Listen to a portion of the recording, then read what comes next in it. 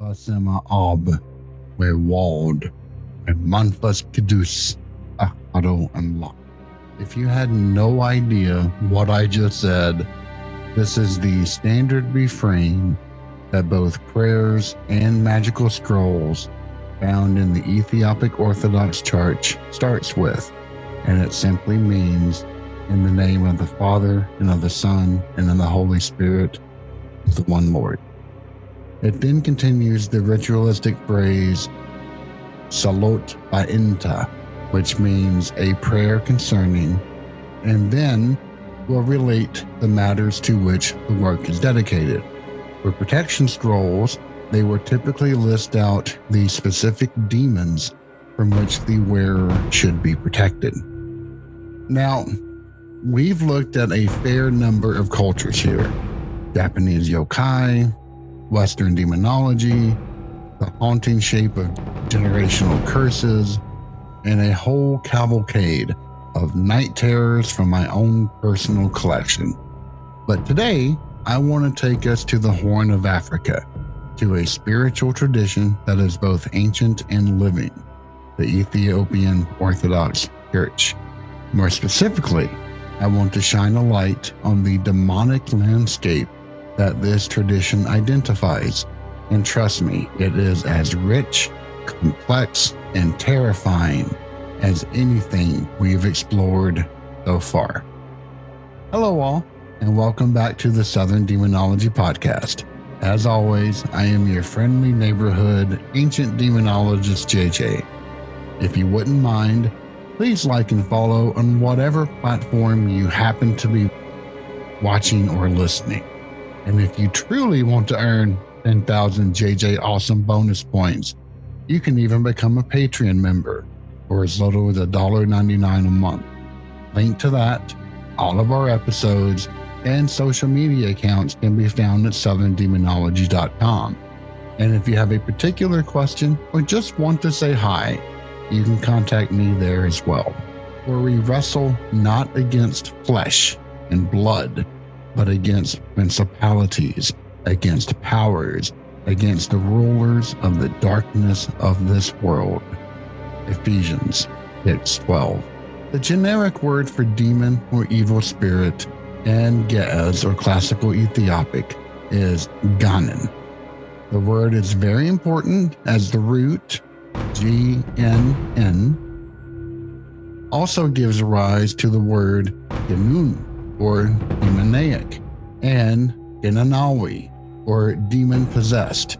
In fact, this particular root you are more than likely familiar with, as it's the same as from which the Arabic word jinn is derived. If you don't know, classical Ethiopic is a Semitic language and therefore shares many roots with other Semitic languages. Arabic and Ge'ez actually have a great deal in common, from its broken plural system to a very large overlapping vocabulary. That is one of the reasons why a prerequisite to studying Ge'ez at Harvard, or at least it was back in my day, which was a while ago, was to have studied either Hebrew or Arabic for 2 years. Our initial look into Ganen comes from the protection scrolls. I've discussed the protection scrolls before, but today I wanted to do a deep dive into what these infernal creatures or negative influences are, so that you can get the sense of not only the magnitude of the onus might be, but also its historical context, which is lengthy indeed. Now, I will be delving into some of the philology of the names in Ge'ez, so in this particular episode, as they are rather revealing. Now, to get into specifics, the next few are ones that are mostly commonly cited in magical protection scrolls created by Debtura, the individuals who are sometimes part of and sometimes outside of the purview of the Ethiopian Orthodox Church. Worry not, as they will be covered in a part 2, as they are equally fascinating in their own right. The first two are Barya and Legewon. Now, when I was studying the scrolls for the first time, I was told that these refer to the twin serpents that encircle the earth, constantly swallowing each other's tails, similar to Ouroboros. However, the meaning behind their names goes so much deeper than that. Ge'ez has a ton of loanwords from Greek, especially around specific terms concerning the priesthood or Christianity. Legewon is one search word. Can you guess what extremely famous demon that's the name of? I could, without copyright protection. I would happily play the Jeopardy theme song here, but I'll give you a small hint. The Greek word is legion. Okay, the answer is legion. Now, Barya has several different meanings. The first is slave. The second is demon. And the third is epilepsy. Yep, epilepsy. Hang in there with me. And that's because Barya is viewed as a particular demon that inflicts epilepsy onto its victims, just as ancient societies for centuries before have postulated all bad things stem from the demonic or spirits. In fact, the exorcists of ancient Babylon could be considered a stopgap between priests and doctors, as they treated everything from curses to headaches. Well, depending upon the wealth of the individual in question, that is. Unfortunately, that's not too far off from today, but regardless. However, folk etymology may also link Barya with something slightly more powerful: the devil himself. The name Baryal is one of the many names of Satan, and this too has a very familiar Greek origin, Beliar, which in turn is a corruption of the Hebrew word Baal. This actually comes full circle in that there's another name for Satan, Belechor, which Gesenius, which is one of the most famous of all Hebrew grammars out there, traced back to the Hebrew word Baal Kuryah, or Lord of the World. So in other words, Barya and Legewon are pulling a lot of weight here. Not only are they a reference to Ouroboros that physically encircle the world, but they also refer to an entire host of demons that possess and inflict diseases upon humanity and could even be an allusion to Satan. So in other words, these things metaphorically around the world. One thing to never take lightly is the power of illusion. The next is Shotalay. There's no specific etymology that I can find in Ge'ez beyond partial matches against some words that mean to rend or to rip apart. But these are a race of baby-killing demons which are very reminiscent to Lamashtu of Mesopotamian fame, who was infamous for sniffing under the doorways of homes in order to find pregnant women and newborns so that she could devour them either in utero or in the crib. Unlike classical Ethiopic has many names for demon. Mazai, Masa'al, Baitan, Madanat, Zār, Tigri, and Tafant. But rather than continue to go through each one of these one by one, after all, I realized that etymology and philology are not everyone else's interest points like my own. Let's take 4 broad categories and explore them instead. And let's begin with perhaps the most well-known spiritual antagonist in the region, the Zār. Now, if that word sounds familiar to you, you're not imagining things. Zār spirits appear across East Africa and into the Arabian Peninsula. And within the Ethiopian context, they take on a particularly potent identity. The Zār are spirits. Some say jinn, some say fallen angels or malicious dead, that inhabit people, especially women, and cause everything from illness to infertility to erratic behavior. This is one of the major reasons why protection scrolls are written by and large for pregnant women because they are the most at risk. Etymologically, the word comes from the root Zed Resh Aleph, which means to sow or scatter. This is the noun form, which means either seed or progeny. This is why the Zār could also be considered a generational curse, as it can be inherited from one's ancestors. But here's where it gets interesting. While the Zār are undoubtedly seen as malevolent, the way they are treated can be more diplomatic in nature. Unlike the full-on exorcisms we see in the Western Christian model, shouting priests, flailing limbs, projectile vomiting, if you go by the Hollywood standards, which we do not, the Zār ritual in Ethiopia is more negotiative. The afflicted person, often through a spiritual medium or ritual leader, engages with the spirit. And it's not so much about casting it out as it is appealing to it. The Zār is spoken to, listened to, even offered food, incense, or clothing. There's a kind of grudging respect in this model, like dealing with a volatile but powerful house guest. You don't evict them, you give them what they want so that they'll leave on their own. It's not exactly Christian orthodoxy, which is why Zār rituals are often conducted outside the direct control of the church. But the Ethiopian religious ecosystem is nothing if not complex. You have priests on one end, Deptera, more on them in another episode, in the middle, and then you have community ritual leaders who may be women, Muslim, and may not answer to any ecclesiastical hierarchy whatsoever. And yet, they all deal with the Zār. Next up is the Buda. And this is where things get a little darker. The Buda isn't just a spirit. It's also a class of people. Yes, people believed to wield the evil eye. The Buda are thought to be born with the ability to shapeshift, usually into hyenas, and to harm other people out of envy or sheer malevolence. In many ways, they function like werewolves or skinwalkers in other traditions. But here's the thing, accusations of being Buddha are almost always linked to class or caste or race.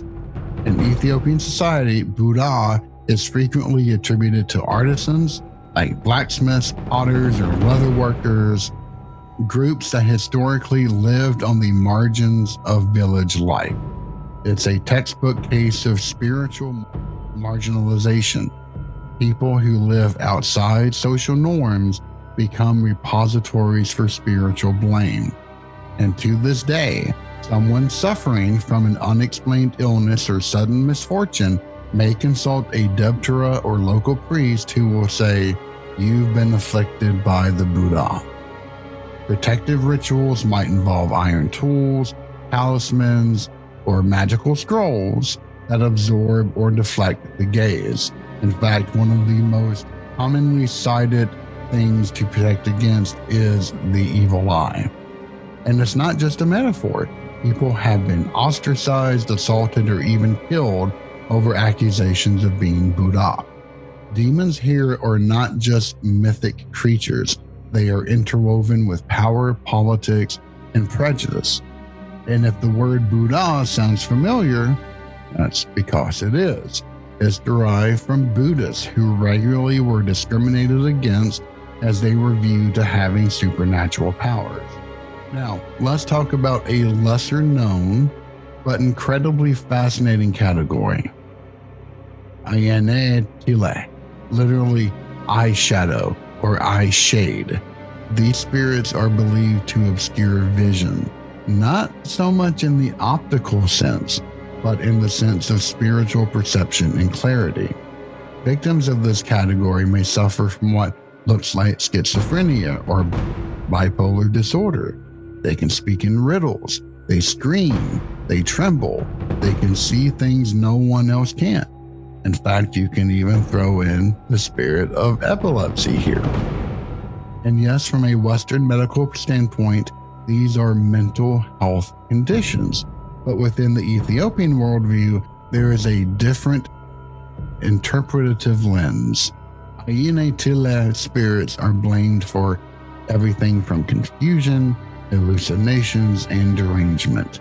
They're often thought to attack people who have violated certain taboos or who have walked in places where spirits congregate, crossroads, cemeteries, and sacred groves. And once afflicted, the individual is typically brought to a priest or debtera who will use prayers, holy water, and, yes, magical scrolls to drive the spirits out. And what's so compelling here is how tightly integrated the spiritual and psychological are. There is no clean divide. Mental illnesses are often depicted as spiritual affliction, and spiritual affliction is often addressed with both prayer and herbal medicine. In a way, it's a holistic system, deeply problematic from one perspective and yet deeply attentive from another. Finally, we arrive at Ye Digimt Menfes, which roughly translates to spirits of curse. Menfes actually is one of the words that I said during the beginning of the introductory prayer. Menfes simply means spirit. These are the malicious entities invoked when someone lays a curse on another person. Sometimes they're ancestral, sometimes they're free-floating, just waiting for someone to get on the bad side. And sometimes they are associated with demons that operate like lawyers for the damned, persecuting cases of wrongdoing with spiritual consequences. If someone has suddenly lost their livelihood, or developed a wasting disease, or became barren after an enemy's curse, these spirits are often to blame. And what I find fascinating is how legalistic this system can be. You don't just get cursed. There's often a process. Someone committed an offense, knowingly or unknowingly, and a curse was laid in response. The spirit acts almost as a kind of karmic retribution. And this opens up some really interesting theological tensions. Is the spirit evil or simply acting in the name of justice? And if it is justice, then who can stop it? Can the church? Can the debtera? Anyone? The demonic landscape of Ethiopian Orthodoxy is not some distant museum exhibit. It's a living, breathing belief system. And unlike the sanitized categories of good and evil we often work with in the West, the Ethiopian worldview embraces ambiguity in addition to magic. A spirit can be malevolent and yet appeased. A person can be cursed and yet deserving of compassion. A healer can be holy and yet feared. Even more fascinating, the demonic is not just a thing to be afraid of. It can also serve as a battery to fuel God's will in terms of the protection scrolls. And maybe that's the lesson here. Demons are not just things that go bump in the night. They're everything from cultural narratives, projections of fear and trauma and injustice. They are a relic of bygone beliefs that are the root of both physical, mental, and spiritual maladies. And yet for all of that, they are also very, very real. In the next part of this series, we'll focus on the people who fight back against this world of darkness, the debtera, the rogue priests, the mystical musicians, the exorcists who aren't quite sanctioned, and yet who might be your only hope. And in this episode, I may have talked about how the Ethiopic worldview might harken back more to ancient times. However, I never once attempted to cast aspersions against it. And this is because I don't know if it's the love of the language, the love of the culture, but I deeply respect Ethiopian Orthodoxy. And I hope that by listening to this, you've learned a bit and you've come to have that same type of admiration. And that's one of the reasons why I wanted to do a deep dive in this, because so few people know about this very amazing religion. So few people actually know the liturgical language that it makes me extremely sad, which is why I'm considering teaching this language through courses. If you are interested, please reach out to me on southerndemonology.com and let me know. And I will then decide how to put this together and offer it. Until then, thank you for listening to Southern Demonology. Stay safe out there.